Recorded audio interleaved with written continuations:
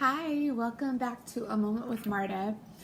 It's been a couple weeks. Summer is always kind of a crazy busy time, and it took me a little while to get over some of that jet lag, but I'm hoping to get back to some weekly videos. Today I wanted to talk about just my own personal journey with autism, as in for myself. I started suspecting that I had autism a couple years after my kiddos were diagnosed. A lot of what I was seeing just reminded me of my own childhood, things that just were eerily familiar or even exactly the same. When I was a kid, I remember panicking a lot. Now that I look back, I realized that I was having meltdowns and I was having a lot of anxiety. I really needed to have routine. I was very black and white. I remember panicking about, a sash that got vacuumed up. And it wasn't a big deal because the vacuums were bags and you could just immediately remove it from there. But I flipped out, I can kind of laugh about it now, but it was terrifying in the moment. I struggled with making friends and with keeping them, and I had some quirks. I was very, very black and white, very extreme, and I just see a lot of my kids and a lot of myself and my kids, and vice versa. And so I haven't officially been medically diagnosed, and honestly, I think I'm very high functioning. I think that if they still recognized Asperger's as a diagnosis, that's where I would be. I struggled more so with understanding my peers, where I came from. I remember growing up, I would be told, that it was painful to listen to me telling a story because I would just take so long. And I still kind of do that, but I understand now what it is that I'm doing. So when I'm talking, when I'm relaying something, I'm literally recalling back that scenario, whether it's a conversation I had with somebody, whether it's a movie I saw or a book that I read. I'm actually visualizing the words. So everything that comes out of my mouth is exactly what I'm visualizing. So I tell word for word what it is that I saw, that I read, that I heard. And, I can imagine being in somebody else's shoes, how painfully slow that might come across or how stilted that might be. My husband and I joke that if I were to summarize something, I'd have to actually practice it so that way I could visualize the words in order to come up with a summation. So for me, I actually visualize the words that I'm going to say as I'm about to say them. Or I take a beat and I visualize what it is I'm about to say. And I just thought that everybody did that. It never occurred to me that that's something that's unique to the way my brain processes information. Very similar to Dr. Temple Grandin, how she sees in pictures, I visualize the words. And so, reading was huge for me. I really enjoyed reading, so I was very introverted, and I was pretty shy, but it's easy to see a lot of that in Rebecca, just a little bit of some of the social awkwardness that she has a little bit. I had some of that as well. I've always been very direct and straightforward. I'm very left-brained. I don't play a lot of the games.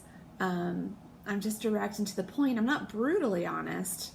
I wouldn't say that. I just don't beat around the bush. And there are times where I tell exactly what my expectations are, and sometimes that can be really off-putting, I think, sometimes for people. They're not used to people being so direct or straightforward, whereas I like it. I want to know exactly what expectations are. I want to know exactly what somebody's thinking.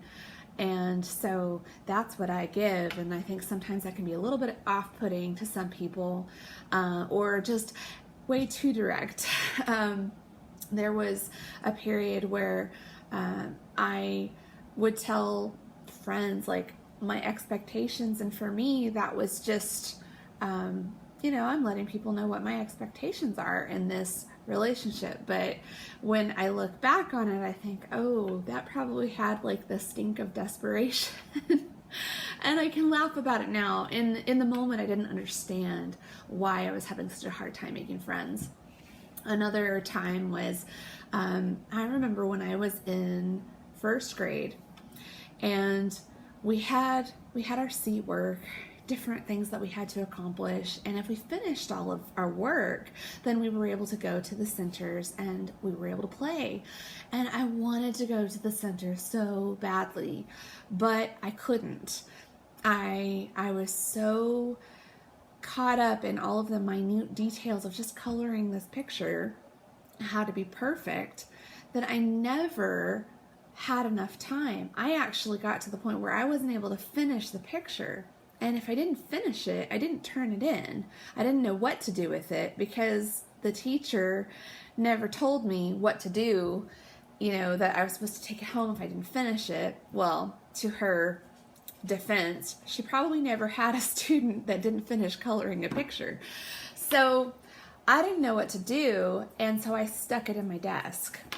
Well, as time went on, my desk started stacking up, and the teacher probably realized she wasn't receiving anything from me and saw all these papers in my desk, and I ended up getting in trouble. I didn't understand why, and it wasn't really anybody's fault. It was just a thing where I didn't understand what the expectation was.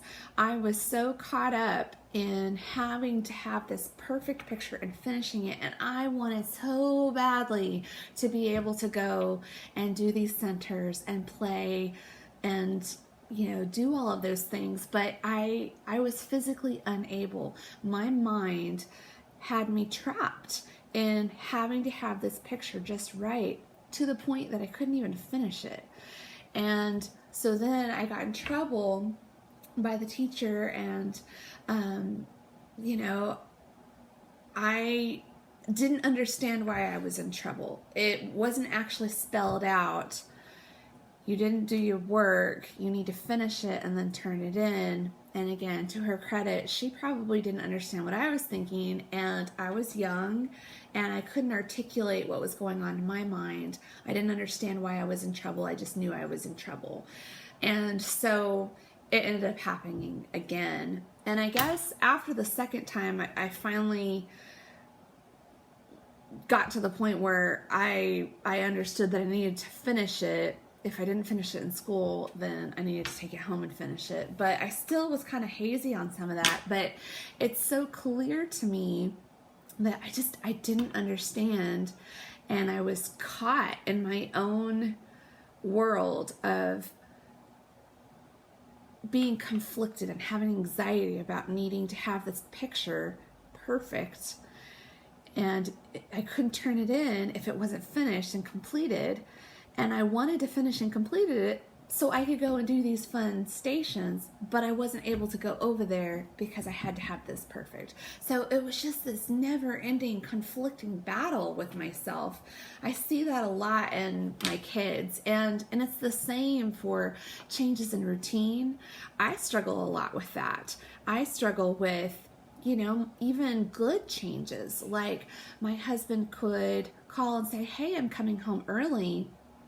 And I start to get overwhelmed and panic because I had all these plans in my head of how things were going to go. And we're at a point now where he understands that I just have to wrap my head around the change. And once I kind of wrap my head around it, I come up with a new plan, and then I'm okay.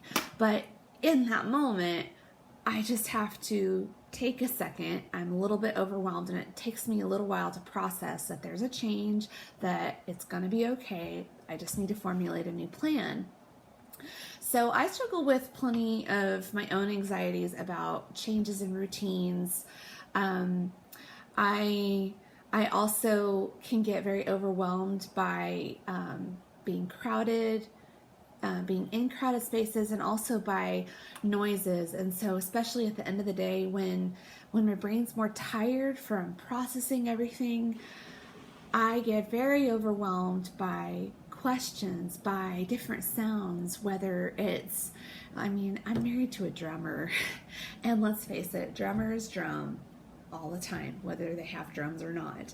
They're constantly beating on themselves, snapping, doing this, and I'll almost have to just go and take a noise break or just place my hand on my husband and be like, I'm overwhelmed, and that kind of signals to him that I either need to go and just decompress, and I just go back into the room and I need to take a few minutes, 5 to 15 to 20 minutes, depending on the level of anxiety that I have in that moment, just being bombarded by all of the stimuli in my environment, especially my kitchen. I will show it to you. It is very narrow, and so as you can see, it's just this long, narrow hallway. So when there's more than 2 people in the kitchen at one time, and people are opening up the refrigerator or opening up the dishwasher, it really starts to get crowded. And then I've got 2 dogs, and they want to be close to me, and I want to be underfoot like dogs do.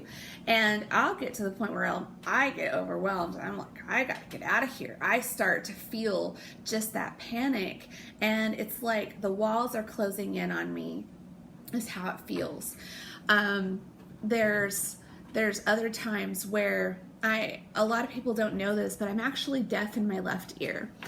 I have been since I was a child. I had tubes put in my ears because of tonsillitis, and I just ended up having multiple surgeries. I had problems in my left ear after the tubes, and long story short, I'm deaf in my left ear. I've been deaf in my left ear for as long as I can remember, and what it feels like is just like a really bad head cold in my left ear, like all the time.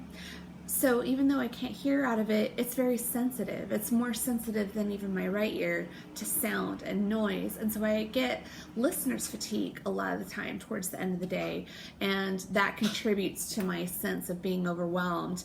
And a lot of times my body doesn't recognize when I'm getting overwhelmed by a sensation, whether it's I'm hot or I'm hungry or I have a headache.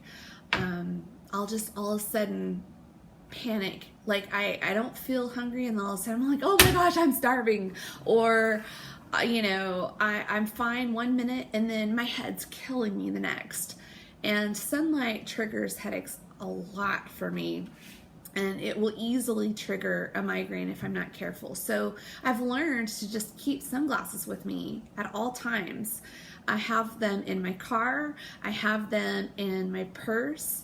So I always have them on my person if I'm out and about. I have sunglasses that are just inside the house, so I can put them on real fast if I'm going to run out into the backyard. My eyes are just incredibly sensitive to sunlight. I prefer dimmer lighting, and so does my son, and that works out well for me that he likes to have dimmer lighting too. But I always have been very sensitive to sunlight, and it will just immediately trigger a headache, and I'll feel fine 1 second, and then just, oh my God, my head is just pounding. It hurts so bad. Or when I get hot, I mean, it'll be ridiculous. I think it's ridiculous to be hot inside your own house. I'll just be standing there, not doing anything, not active, and then all of a sudden I'm hot and I'm sweating, and I'm not doing anything. I'm like, oh my gosh, I'm so hot. I need air on me right now. And that's just kind of the way my body operates. It's not something I can control. It's just the way that my brain is processing that information. It doesn't give me that cue that I'm starting to feel hot or I'm starting to feel hungry gradually, like it does most people. It's a 180. I'm fine 1 minute, and then the next minute, all of a sudden I'm burning up, or all of a sudden I have a splitting headache, And so that's something that I've kind of had my whole life too. But again, now that I understand more about my kids, I understand more about myself. So this video really isn't about pity or making me a martyr or anything like that. I like to just be open about my own story, my own journey, in the efforts of helping maybe other people understand more about autism, maybe helping people understand more about themselves. I'm not going to go in and get a medical diagnosis. I've taken a few online tests where I pay for the results and they've all come back the same. I don't need to go pay to have a medical diagnosis because I'm not going to change what I'm doing. I'm already receiving certain therapies to help with my anxiety. I'm already doing certain things like using essential oils, and I have medications, and I manage a lot of the symptoms of it, and I know what triggers me, and so it's not going to change what I'm going to do about myself. So that's why I'm not going to choose to spend the money to get an official medical diagnosis. But I can understand why others might. Sometimes just having the label helps you to understand why you do some of the things that you do, understand yourself better, understand why maybe you did certain things as a kid growing up. And it can be very validating. It can be very freeing to know, okay, there was a reason for this. I struggled with this. I never knew why. Now I understand. And so that's kind of how it was for me. And that's the hope that this video will just be encouraging for some of you out there that maybe have struggled yourselves with understanding why you struggled as a child and have never officially been diagnosed with anything, or maybe you can really relate to your children that are on the spectrum, or maybe you don't know anything about autism, and me being able to verbalize what I've experienced and felt, maybe that can help you have a better understanding of what people might go through or what they might live through. It's not something that just goes away, but over the years, of course, as I've gotten older, I've learned more about myself, more about how I can cope, more about how I can prevent things that might trigger me, or I know how to cope through it. And so that's kind of the hope of this video, is that it will just give a little bit of insight from somebody that thinks a little bit differently, that processes information just a little bit differently. And so I hope that any of you guys out there find this encouraging and uplifting. A lot of times, people don't think that I am, just because I can make eye contact, I can verbalize. But when I speak publicly, it takes a lot out of me. I'm usually exhausted when I come back home. When I'm out in the public, it takes a lot out of me. There's so much stimuli that I crash pretty hard. I usually have to take a nap. And so it takes a toll. It really does. And for those of you out there, I get that. I do. And know that there's somebody that understands you. Know that there's somebody that gets where you're at. And maybe it can help you understand a little bit more about yourself and where you're coming from with maybe struggles with processing information, maybe struggles with, making and keeping friends. I've struggled with that my whole life. I still do. And that's not easy. It's not. I'm thankful that I have a very supportive husband. He supports and even has seen some of my moments, my awkward moments, but he supports me. He helps me through times where I'm feeling overwhelmed, where I need to be able to decompress, where I need to go and take a nap and recharge. And so I'm very grateful that God has blessed me with such an amazing husband. And so anyway, that's all for today on A Moment with Marta. Until next time, and if anybody has any questions Honestly, I'm an open book. Questions don't offend me. I'm very left-brained that way, and I would much rather people ask questions and get more information from a direct source than make assumptions or judgments. So anyway, feel free to reach out if you have any questions. And until next time on A Moment with Marta. Bye.